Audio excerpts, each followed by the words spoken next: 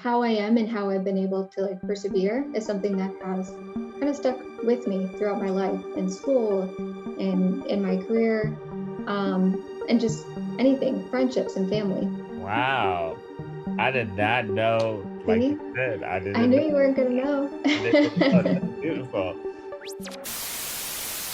Welcome back to Have a Map, where we talk all things career. I'm your host, Mamadou Njai, and we are excited.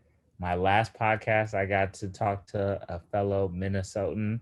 This one, we're talking to a fellow Minnesotan, and we'll talk a little bit more about that. But before we get started, let me introduce my co-host for today, Noah. Noah, say what's up to everyone. How's it going, everybody? I'm Noah. I'm a marketing intern here at DIM Events, focusing a lot with our email marketing.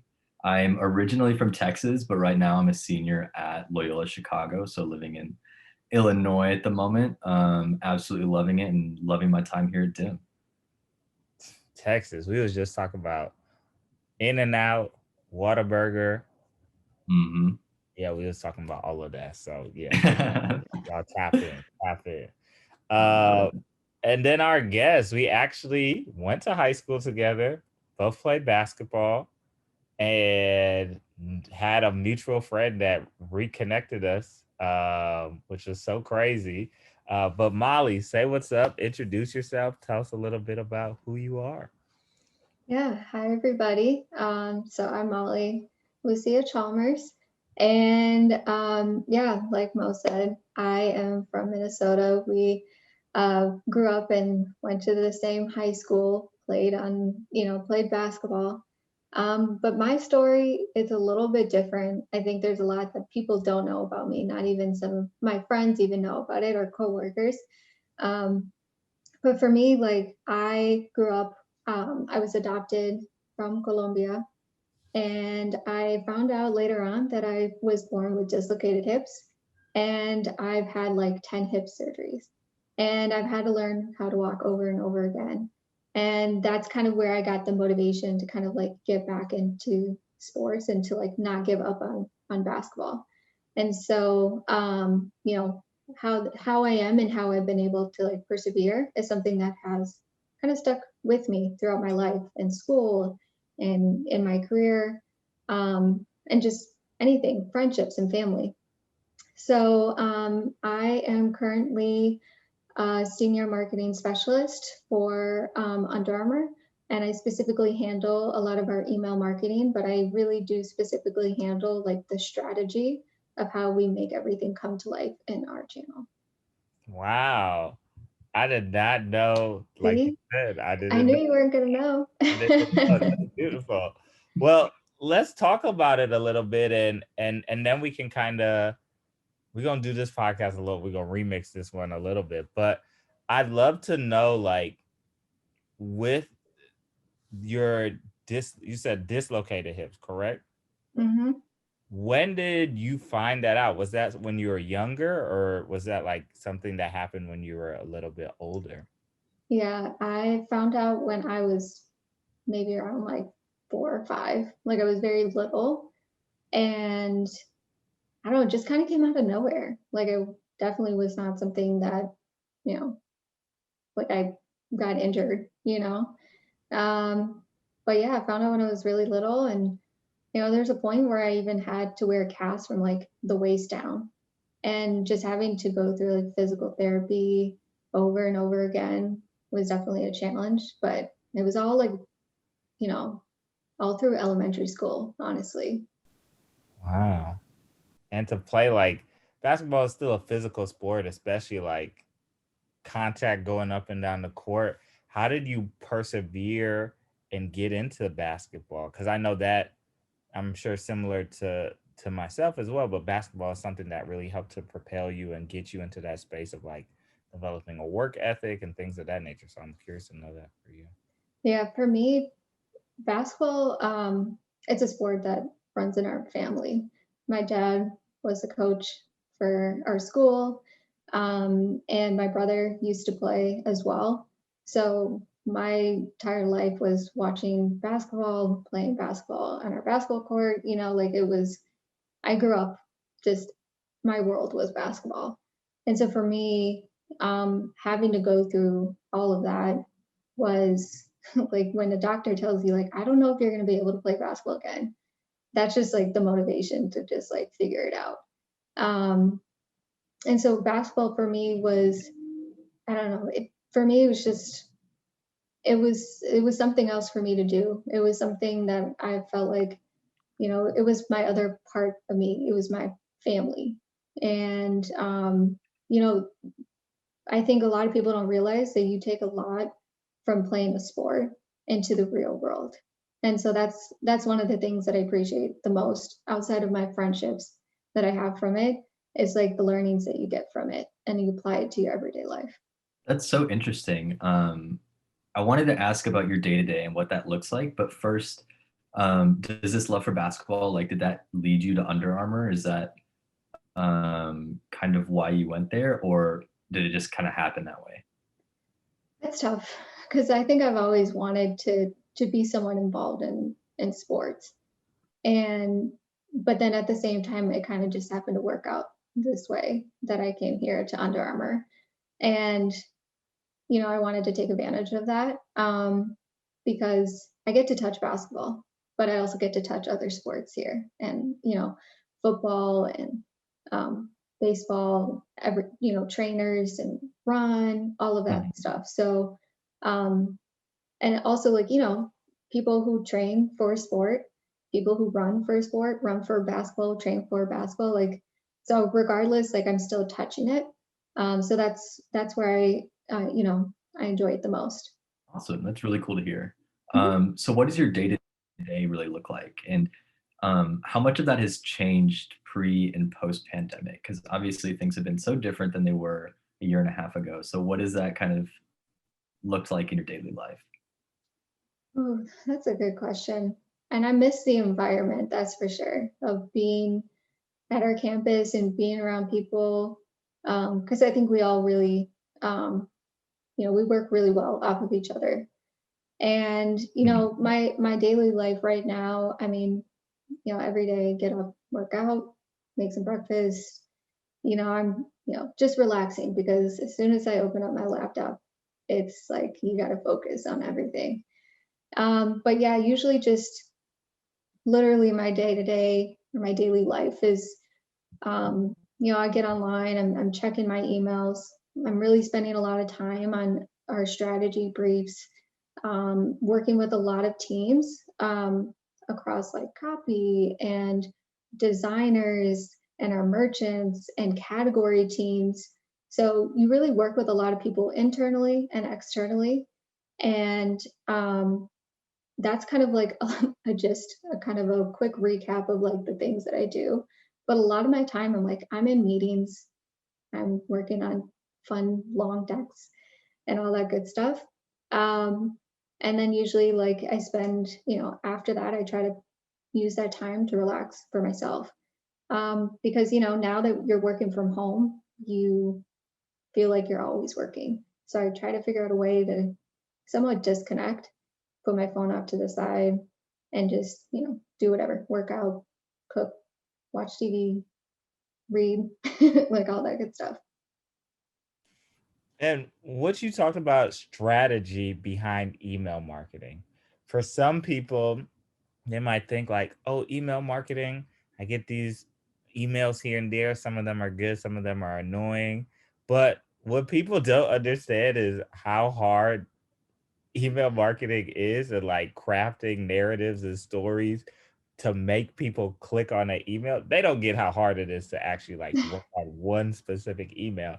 So can you talk a little bit about what that strategy looks like, and not like the, I'm sure there's some stuff you can't talk about, but more so like the idea of what does that look like? How does that work in a day-to-day working environment? And some of the things you talked about, strategy briefs, because a lot of our listeners probably don't know exactly what that means. So kind of just giving us a little bit of insight in that space. Yeah, great question. Um, so strategy, some of the things that I do when it comes to specifically email marketing is, we have kind of an overarching story. Here's a product that we want to talk about, or maybe it's like Project Rock so we say Project Rock, but Dwayne Johnson has his collection dropping, or Stephen Curry has another shoe launching. Who is the right audience for these type of emails? And what is the right copy? What's in it for the customer to like receive this email? Like, why are they going to want to click into it? And at this point, the great thing about email marketing too is just like you take a minute to take yourself out of your role and try to think about yourself as that consumer. And what are you going to look for? What makes you want to, be engaged with our emails? Like, what are you looking for? Because at the end of the day, like, yes, we want to sell product, but we want to make sure that you get what you need to help you personally, whatever goal you're trying to achieve. So that's where that strategy comes in, is figuring out the right wording, the right approach, the right imagery, the right content, and how it looks. You also have to think about like, a lot of the times everybody has like such a short attention span, especially when you're looking at your personal email address and your inbox. So you really have a second to see, like, hopefully I catch your attention. So what can we do to, keep you still in that email and engaged? So that's kind of like some of the things that are running through my mind. And when I talk about strategy briefs, that's saying, okay, how do I communicate this to my copywriters, my designers, to make this come to life? So, I know my audience. I know how I want to talk to them. I know what content would resonate best with them. That's going to help them. It's not going to help me. It's not going to help my teammate next to me. It's going to help them. So I really try to piece all of that together. And I'm constantly, you know, figuring out, what do we want to have a test a part of this? Do we, I'm selecting imagery. There's so many things that come into a brief, but basically the goal of a brief is to fill out what pieces of the puzzle do you want. And my designers and the copywriters help make that come to life based off of my strategy. And a lot of the things that I come up with too, not only am I thinking about myself as a consumer, but a lot of it is based off of our learnings. And we get insights on how our customers are, engaging with a brand. So that's just kind of like more of an insight into my world, but your brain just really starts working and you're really just trying to solve a problem almost. No, that's so fascinating. And I'm gonna let Noah jump in here because he does helps us with a lot of our email stuff too. But you talked about three different people that are working on one specific email. You got the designer and you got the copywriter. Can you just go into a little bit of detail of like what those two people do? And then my last question within that space is more so, how many emails, if you have to, if you can say, how many emails do you all think you send out on a weekly basis? Well, so a copywriter is basically somebody who is writing the copy, like the words that show up on an email. They're the ones who take my strategy, but they try to think critically of like, what's the best way to approach this that stays within the brand guidelines. For example, um, Curry has a lot of unique colorway drops for his shoes. And, a lot of them every shoe has like a meaning, something related to Curry. And so usually with a story, like if it's funny, there's some brands who really can go out of that box and do something hilarious, right? And crack a joke or whatever. But within our brand guidelines and who we are as a brand, we are more focused on, let's just get to the point. Here's here's the story of why this shoe is named this shoe, or whatever the shoe name is. And I think it's trying to figure out the best way to explain it to you guys. But basically they make sure that the wording that goes along with the storytelling is kind of reflects onto the brand, if that makes sense. So they're super critical to like everything that we do. Cause like I said, they are also part of the reason why we have to catch people's attention. And then our designers are creating the emails. They format it, they put it in a template. They're taking sometimes my imagery selections, or they're grabbing their own images of athletes or whatever the purpose of the email is. And they're putting it, like they're mocking up the entire email for us so that we can take those assets that we call assets, and then we deliver it to our agency to get it out the door. So that's just kind of like our process of how how we work with them. But they're such important people because they're like, I can come up with an idea, but they're the ones who are really going to make it come to life. And then to your second question, how many emails we probably send in a week? Well, we probably send in a week, I would say, if I had to make a guess, maybe around 30 to 50. It depends. You also have to think about like promotional times, like holiday. You're definitely going to have higher volume. But we've kind of shifted a lot this year, so that's why I'm thinking of last year, and it was definitely a lot more. So I think we also have like emails that go out, but then we also have like triggers. If you guys don't know what a trigger is like if you left something in your cart, we might just remind you that you have that. So it depends. It can be a lot, and sometimes for people, they don't really get a lot of emails from us. So it just all depends. Great insight. Great insight. Noah. I kind of wanted to circle back to something really quick and ask you about how you pick your strategy. So I was reading this report put out by this big market research firm a couple weeks ago, and their CMO said something along the lines of, data is at the center of everything we do, but a good marketer has a healthy sense of intuition. How much is intuition playing a role in like when you're making these decisions, or is it mostly data driven? A lot of the work, a lot of the strategy that I come up with is data driven, because I think that's really the best route. But again, a lot of it too is I am also thinking of, what is going to be the best for the consumer. Like you always have to think about the consumer first, right? Because yes, I think that really it's more like if you had to put it in a hierarchy, right? I'm going to think about the consumer first, and I'm going to use the data to prove what my strategy is too. I think that's so interesting how much y'all keep your stakeholders in mind, keeping that end user in mind. But also, obviously, marketing is such a huge field with so many different rabbit holes you can go down. How did you decide your niche in the marketing world? That's a good question.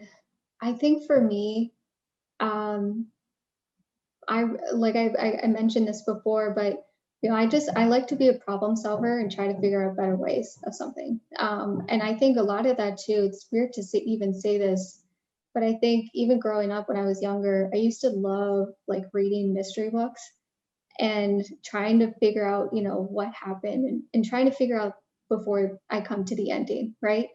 And I think for me, I loved trying to figure it out. I love to think outside of the box. And I think that's something that stuck with me. But actually, to be honest with you, I didn't know that I really love strategy even when I came here to Under Armour. It took me a while to kind of like figure it out. Like, really, what is it that I love about what I do? And, I think the great thing, even just where I'm at right now, is that's okay. Like, it's okay to not know. And, asking the right questions, meeting with people, and just experiencing everything here has allowed me to really figure that out. And so when I started to get more into strategy, that's where I was like, okay, this is really fun for me. When I get excited to get online or open up my laptop or go into work, that to me is like when I know that this is what I want to do. This is what I'm passionate about, because you never want to put yourself in a situation where you're not you're not happy or not excited about what you're doing. You really want to be passionate about it, just like, we were passionate about basketball. So I think that's kind of how I figured out that doing strategy is something I'm really passionate about, and I'm very fortunate enough that I can do it in my current role for email marketing. One thing I'm always curious about is this ability to balance. Because I'm sure with email marketing, busy seasons that might be a little slower, things that are culturally going on, athletes getting hot, and then now you got to kind of market off of them getting hot, especially with Steph Curry right now, who's just crushing it. So, all of that plays into, I'm sure, your email marketing strategy. But for you personally, we always talk about self-care.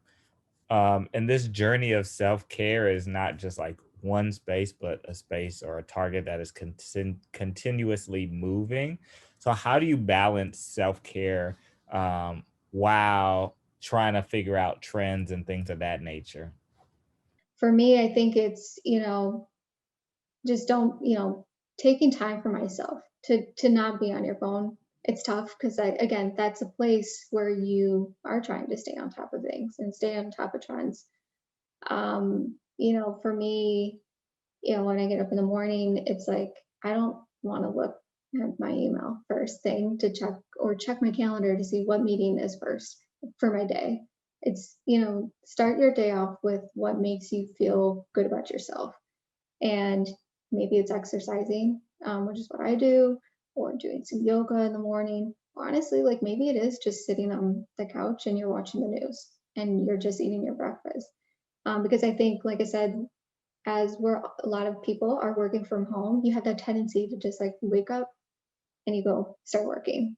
So for me, it's been really important to like actually find that time, whether it's in the morning or after work or both, to like, find that time for myself. Just even if it's 5 minutes, something, take a walk, go for a drive, whatever it may be.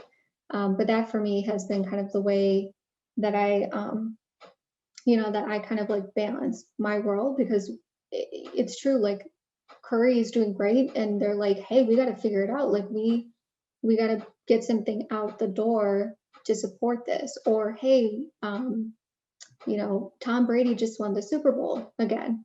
We got to get this email out the door. So I think it's like, okay, you got to work with people and try to figure out, how can you prepare for these moments and to be more proactive. And then after that, it's trying to figure out, just how to make it happen as quickly as possible and efficiently. And then just go back to, relaxing if it's after hours or going back to work. So, yeah. That's great. No, really, really good advice. And let's talk a little bit about maybe some of your favorite projects that you might have worked on, or things that have been made you very proud of your role in the work that you're contributing to. Yeah, it's a good question. A couple of things that come to my mind right now, and one of them I'm actually in the process of doing. So, two things. Just as of recently, we had Women's History Month. Just it was like a month ago, and one thing, normally how our structure works. Our global team will come up with a strategy for a lot of the things that we go to market with. And then from there, it kind of passes down, because I'm in the North America region, because we have, other regions as well for Under Armour. And normally from there, they say like, hey, this is our strategy, and I'm going to pass it down to you, and you guys just get it out the door. And for the first time, I was asked by Global to create my own email marketing strategy that I would pass down to all the other regions. And for Women's History Month, we do a lot of things we have been doing a lot of things over the past few years to support that moment, and honestly just women in general. And it's not even just for Women's History Month, right? Like we're doing it all year round. But we didn't always have that strong support in the email marketing world in the past few years, at least since I've been here. So I really took this opportunity to, again, be data driven, but also thinking about the consumer. As a female, I can actually think about what am I going to look for in an email from Under Armour who are supporting Women's History Month. So I was actually able to create kind of an email series for the entire month. And, again, a lot of people want to take that moment to sell their Women's History Month product or International Women's Day product. But for me, I was like, we just want to talk to the women because I think, that's who we are celebrating, right? And we support you. So I was really excited to do this because there's a lot of great things that we do as a brand, and we love doing give backs. So I think it was really important to highlight that. I wanted to highlight the women who, there was one woman who we featured in an email who, is an athlete, but she's also a nurse. She's our hero right now, right? She's on the front lines. So wanted to highlight people who are, we can highlight our own trainers and athletes who are, with Under Armour. But I think it's almost better to show people who are just like all of us and also the people who are our heroes right now. And then I also wanted to highlight, in another email, the women who are our first women basketball players who are signed with Under Armour. So, it's just like a different approach. It wasn't like we just, we want to sell you this product. It was like, hey, we want to celebrate the women that, are with Under Armour and the women who are athletes and nurses and teachers and, whatever you may be, we just want to celebrate you. And that to me is one of my favorite things to have ever worked on, because all you want to do is just inspire people. And if it's showing people who are just like you, that to me is a success. I don't need to sell you a product. So, yeah. That's beautiful. That's really inspirational. And it's put you on a big stage to really execute and get something done, which I'm sure was very, humbling and amazing for you as well. So congratulations on that. Thanks. And I agree that level of authenticity is so hard to get, especially when it's an email in your inbox at 8 a.m. So that's incredibly impressive. But for all of our interns that are graduating here coming up, what's a piece of advice that you would give to make that transition into the real world a little bit easier?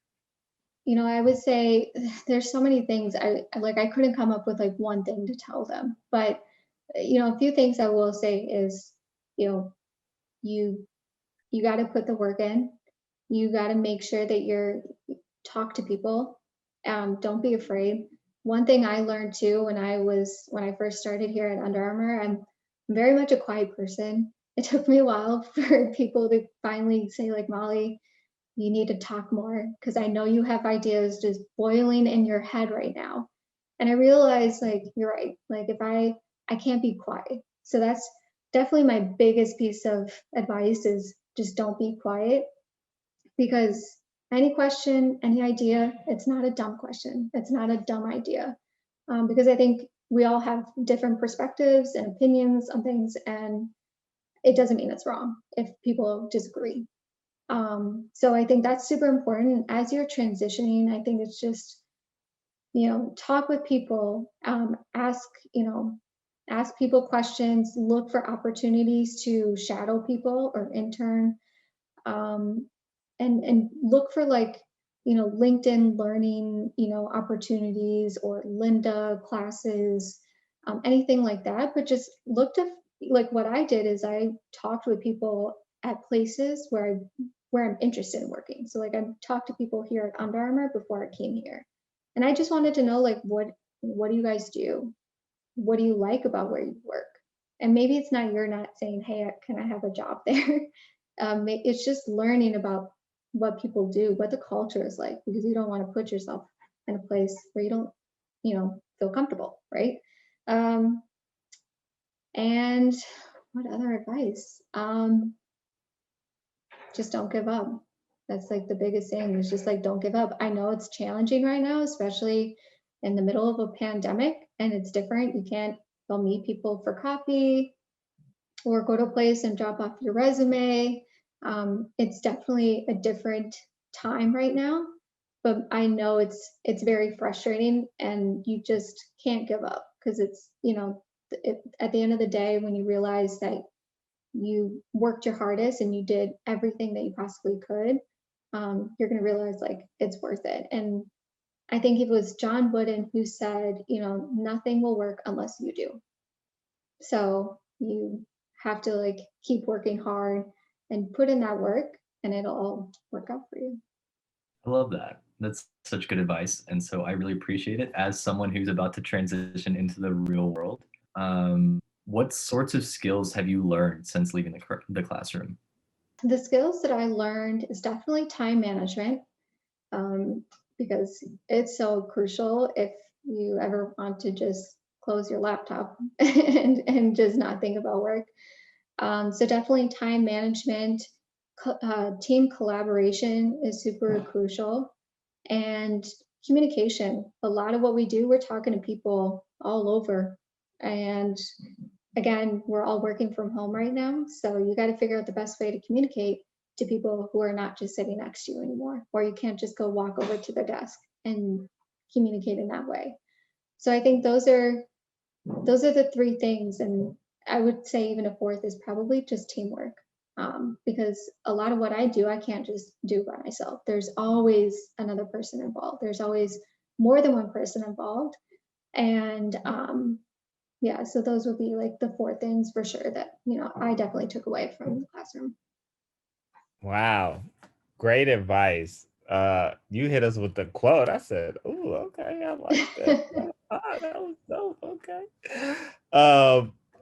And before we wrap up, I want to get to our infamous question. This is, our go-to question. If you had to describe the last few days or week based on a song, artist, or album, which one would it be and why? And since you're the guest, you can defer to who you want the first person to answer that question. I'm gonna go with Noah. Great choice. I would say not necessarily like describes the last week, but definitely something I've been listening to nonstop in the last week. Freddie Gibbs's album with Alchemist called Alfredo was probably one of my favorite albums of 2020. And so I don't know, I've just been listening to it a bunch this week for some reason. Maybe it's the nice weather that we had. I'm shocked. I didn't even know you listened to Freddie Gibbs. Wow. This is Dude, sorry. for sure. His album with Madlib is like one of my favorites. Wow. Okay. Hey, Freddie Gibbs. Dang, no, we gotta talk. I gotta bring you into the rap group. We got a whole Dude, let's talk about it. We got a whole division at different events. Me and Aiden, we're into that. So yeah, we be talking about that. I love it, man. Yeah, we got to do that for sure. For sure. We just gonna pass it right back to you then, Molly. Okay. The last few days, week, I would probably say, I don't know why, but right now I'm like thinking about Frank Ocean's Blonde album. I don't know, I've been a little bit more relaxed lately, which is kind of surprising because like my work life right at this very moment is very busy. But I think the time outside of my job has been pretty relaxing for the most part. So I love Frank Ocean's Blonde album. It's like the most like chill like playlist or track list ever, I would say. And then I would also say, not even, I'm gonna go outside the box here, but like genre too. Just any kind of like chill jazz music is like the most relaxing thing for me. I don't know why, but when I'm really trying to focus on something and I need to like, but silence is not what I need at the moment. Sometimes just having some really quiet jazz in the background is pretty helpful.